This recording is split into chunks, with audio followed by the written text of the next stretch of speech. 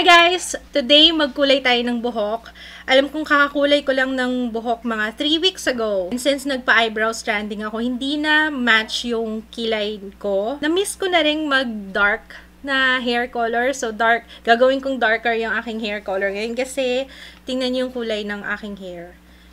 Sobrang light.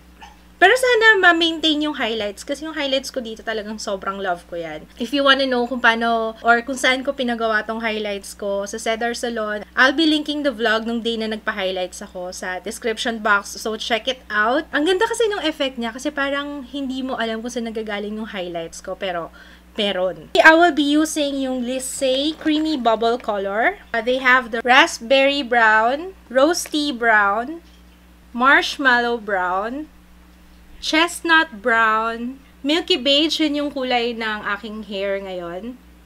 Milk Tea Brown. So, ito yung lahat nung available right now or I think yung bagong labas nila na colors. It costs 449 pesos. Ilalagay ko sa description box kung saan sila available. Alright? So, ang gagamitin ko ngayon is yung Raspberry Brown para maging darker yung aking hair color. Mag-match na sa aking kilay. Ngayon, inayos ko yung kilay ko, nilagyan ko siya ng color pop na brow color kasi nga, masyado siyang dark. So, para mag-lighten siya ng konti. So, gusto ko kasi, pagkagising ko sa umaga, hindi ko na kailangan ayusin pa yung aking kilay. Since yun naman talaga yung purpose ng eyebrow stranding para less hassle, low maintenance na yung kilay. So, gagawin ko na lang, I will darken my hair color para mag-match sila. And then, naalala ko kayo, sabi ko, why not gumawa na lang ako ng video para makita nyo rin kung paano ko kukulayan yung aking hair. Sana natin. Tungkol sa kilay ko, coming next na siya. So, after nitong video na to, yun yung susunod kong video. Make sure na nakasubscribe kayo, guys. Mag-subscribe kayo para ma-notify kayo as soon as ma-publish ko na yung video na yan. Okay? Just click the subscribe button down below. Skin allergy test. So, you have to do this 3 days prior para ma-check nyo kung allergic kayo sa any ingredient na kasama dito sa sa hair color na to. Since nagamit ko naman na siya and I've established the fact, na-establish ko na hindi ako allergic sa pangkulay na to, kaya carry na. May instructions dito, sobrang dali lang guys. Paano nyo gagawin yung allergy test? Maglalagay lang kayo dito ng konti, ganyan. Merong instructions dito sa kanilang malaking yan. Sa leaflet na to. So inside, ayan, kasama yung leaflet. Solution number 1 and solution number 2. Yung pump, rinse off treatment after, syempre, pag magbabanlaw na. May kasamang gloves and yung skin allergy test panel. Suotin muna natin yung gloves. Pakita ko rin sa inyo kung paano ko siya i-mix kasi para makita nyo kung gaano siya kadali. So, sobrang dali nga niya. I don't mind na magkulay ulit.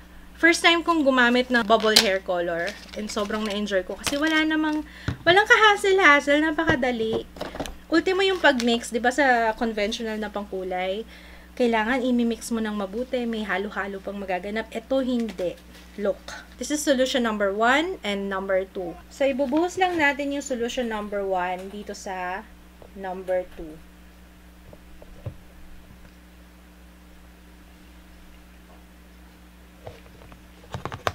And then, balik natin yung cap. Hindi kailangan i-shake ha. Ganun lang.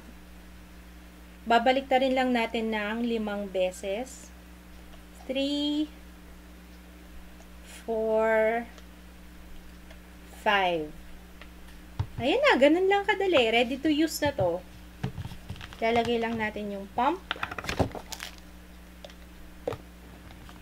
Before we start, kailangan yung hair natin is clean. Hindi ako nag-conditioner, shampoo lang para mas maganda yung kapit ng hair color. Lalo na sa mga hair na virgin at saka sa mga buhok na mahirap kumapit yung pangkulay. Make sure din walang serums, oils, ano pa mga nilalagay sa hair, mousse. Kailangan talagang clean yung buhok, okay? Kung magpapalit kayo ng kulay, at least 1 week yun, para makapagpahinga naman yung hair. Tsaka kung nagpapaperm kayo, rebond, at least 1 week. Palit muna kayo pala ng damit na okay lang na malagyan ng stain ng pangkulay. At ako sa akin, okay lang tong. Although white siya, carry lang sa akin to kasi lumang t-shirt na to. Alright? Ang kagandahan dito sa pangkulay na to, hindi mo na kailangan mag-part ng buhok, hindi mo na kailangan, di ba usually ganun, yung i-clip-clip mo pa siya, by section mo pa siya kukulayan. Ito parang shampoo lang, kaya nga gustong-gusto ko siya. Kailangan maglagay ng petroleum jelly dito guys, para hindi magkulay sa skin and ma-protect yung skin natin. So, ito na yung pangkulay. And then, squeeze lang natin. O, diba? Ganyan lang siya kadali. And then, parang shampoo lang, guys. Ilalagay lang natin.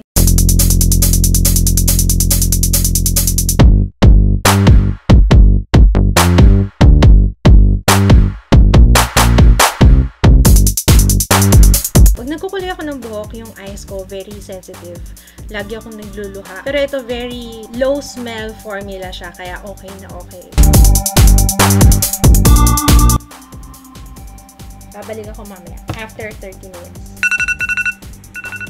Okay, it's time to wash. Ano na siya, oh. Dark na siya.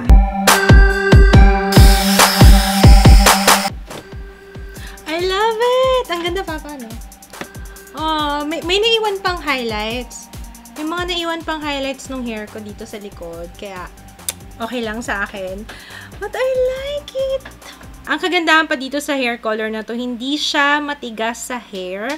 Tapos, hindi siya yung nagsustain sa unan. Alam niyo yun, yung after nyo magkulay, kailangan may towel pang hihigaan kasi after ilang days pa saka mawawala yung residue. Pero ito wala siyang iniiwang ganun, kaya okay na okay siya para sa akin. Tsaka, tingnan niyo naman ang ganda ng kulay, oh. Parang naglalaban yung brown tsaka red sa hair ko. Sa mga nagtatanong, kung matigas daw ba siya sa buhok. Diba nagkulay ako ngayon? Yung mga susunod na araw, sobrang lambot ng buhok ko, especially pag nagsha-shampoo. Pag ito yung ginamit ko yung Desay, ang lambot-lambot niya talaga sa buhok. Ang hindi ko lang gusto is yung scent niya. After ilang days, tumatagal siya. Siguro mga 3-4 days sa aking hair. Pero hindi ganun kabaho, Low smell formula yung tawag nila. Ayan, I really love it. Bagay ba guys? Bagay ba? Bagay ba? Thumbs up if bagay. Dahil meron akong extra, I will be giving away 3 hair color for you guys sa lucky commenter. So, all you have to do is comment anything. Of course, kailangan nakasubscribe kayo sa akin. And then, thumbs up this video. I'll be announcing the winner on July 15. So, good luck sa inyong lahat. Yun lang guys. Thanks for watching. Sana na-enjoy nyo tong video na to. See you again on my next video. Bye! Buburahin ko yung aking kilay, guys. Para maiwan na lang yung totoong kilay ko. Nag-blend na kaya? Sana nag-blend na. Wish ko lang. Why? Papa. Yes, sige mo. Achieve. Shut up. Hi guys, today let's do a full face first impression. Today let's do a full face first impression review ng Holika Holika. Meron ako ditong